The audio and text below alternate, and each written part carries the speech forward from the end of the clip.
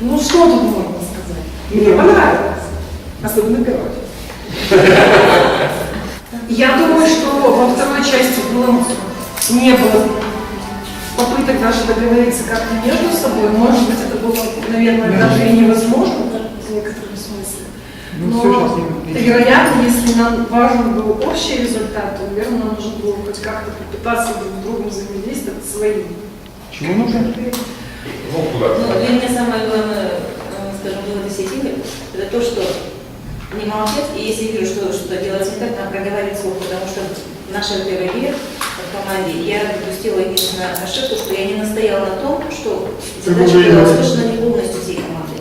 И фактически вот из-за этого, скажем, выполнили не полностью свою функцию. А так, фактически то, что называется, жизнь это хоть и не игра, но тем не менее есть многие факторы, которые позволяют лишний раз убедиться, что то, что мы слышим, и то, что мы скажем с нами происходит, это надо как-то сопоставлять, что не всегда наши интересы интересны другим, то есть здесь уже как бы надо договориться, в зависимости от того, какой опыт вы несете, либо командное, либо лично. Окей. Я тут поддерживаю Катю, у меня тоже такой же вывод сложился, потому что мало взаимодействия с другими командами, мало взаимодействия там, в альянсе. И то, что касается честности между компаниями, между личностями, ну, скажем,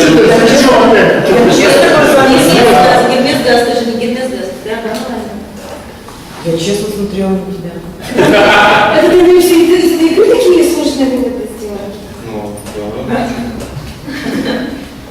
Почему нет? Интересно, договаривай. Вот. Честность тут немаловажную роль играет. Хотя можно, конечно, сказать честность, и как вы же говорили уже об этом, и тут же схитрить, но никто на это не шел. То есть нет взаимодействия. Нет договориться, конечно. Да, нет умения договориться. Не возникла возможность договориться. Что один из выводов, что в реальной жизни вот это желание начать договариваться было бы здорово, если бы вы перенесли. Потому что вы понимаете, что без этого умения вы упускаете очень большое количество возможностей. В игре это одни возможности, а в жизни абсолютно это возможности гораздо как договориться. Они, может быть, бы и договорились, но они... Да, мне кажется, на самом деле были просто не такие понимаю. эгоистические побуждения, потому что договориться, это значит, можно было пойти на компромисс. Это значит, что... Что значит договориться вот с ним? Вот я тоже хочу, но как вы можете договориться?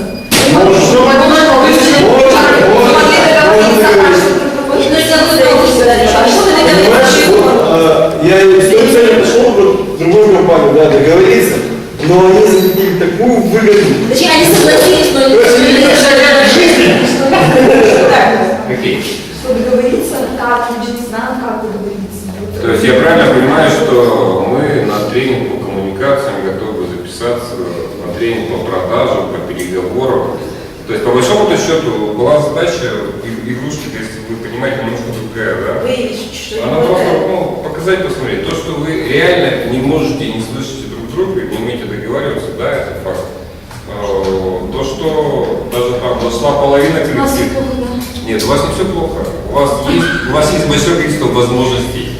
Почему же ты говоришь? Нет, представляешь, а если вы научитесь, да, договариваться, значит, возможности открываются. Научитесь не тратить время, научитесь приходить, если там сказано, там, ну, ребят, 15 перерыв, значит, 15 минут, да, а не типа там 25,5 и можно я не дойду. Потому что эффективность в целом зависит уже от каждого. Вот если вот эти вот вещи убрать, подправить, я вас уверяю, эффективность она время тянется даже в туалете по-разному. Человек, который на унитазе сидит, который еще ожидает за дверью. Да. Даже здесь скорость времени и то разная штука. Вечер пятницы не зря абсолютный.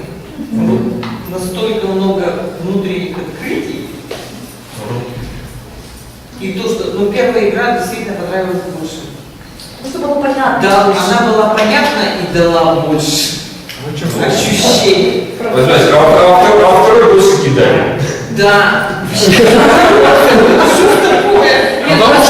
Просто первый было ощущение контроля какого-то, а здесь... А здесь специально показали, что не все, далеко не все зависит от вас.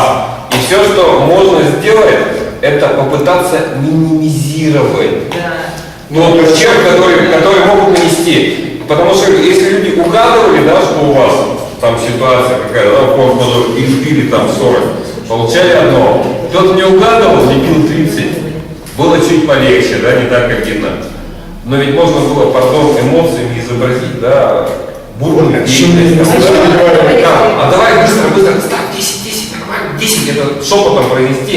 И не важно, что у вас тот самый форс-мажор, а те бы лучше грели. Детству-то кто мешал, пускай. Понимаете, это ведь как вот внутри, так и вовне компании. Это один из инструментов, которым манипулируют общественным сознанием. Вы же смешники. Прием номер раз, который называется «отвлечь внимание». Фактически у нас был инструмент, то, что мы имели худший вариант, то есть расклад. То есть мы должны были, исходя из ситуации, имели худший вариант максимально извлечь собственную прибыль. Вот, фактически, и тут два варианта возникало. Либо жадность перевешивала, либо здравый смысл. Конечно. И то, и другое. Ваша компания жадная.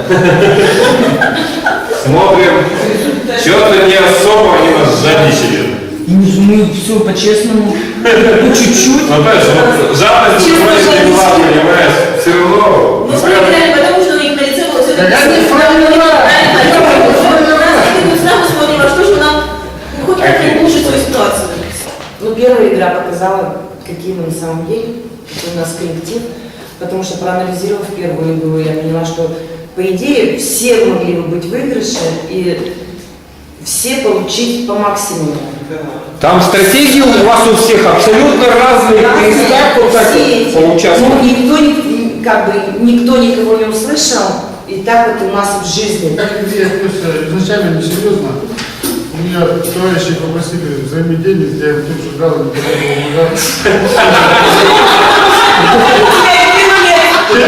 так и пошло.